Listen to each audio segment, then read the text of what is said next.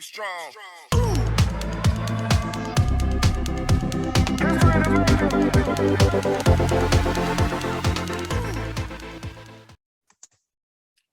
So other individual changes. So everybody, you felt it when Ida came through. Ida came through like boom.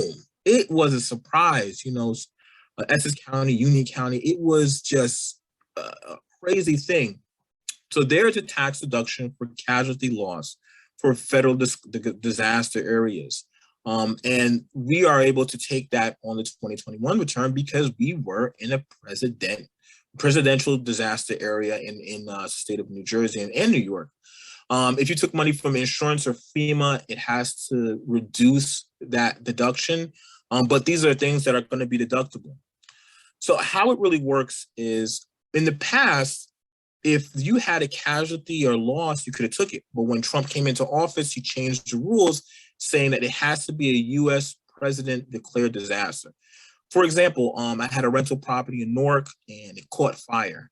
And I couldn't take that deduction for any expenses over the insurance because the Newark, New Jersey wasn't in a U.S. president disaster. So now that we do have a U.S. president disaster, we are allowed to take that deduction. And it has a 4-step process. Basically, we need to know the cost of the damages. And this cost of damages is after insurance or after FEMA. So anything that you had to pay out of pocket that wasn't covered, we reduce it by $100.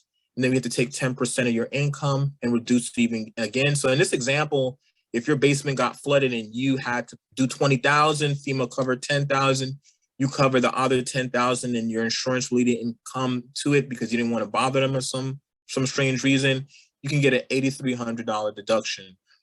Depending what type of property it is or where it is, it goes in a different line. So if it's personal property, if your main home, it will go on to Schedule A, which is really not as cost effective as it would be. If it's a rental property, it goes on to Schedule E, which will give you a great bang for your buck. And if it's a business property, it will go on to Schedule C or through itemized. So that's a big deal.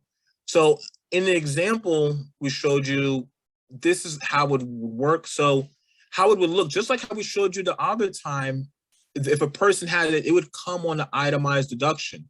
So that's why we said if it's your personal home, we may not see a bang for your buck because once again, if the government's going to give you a standard deduction of $18,800, doesn't really matter what your itemized is, we're not going to see it on the return. So this is really for rental property owners, business owners. Now, if you do itemize and you do have a loss, still bring it in. We're just letting you know that don't think you're bringing in $5,000 and you're getting $5,000 out the door. We're going to make sure we look at everything and see what you qualify for. Be strong. Be strong.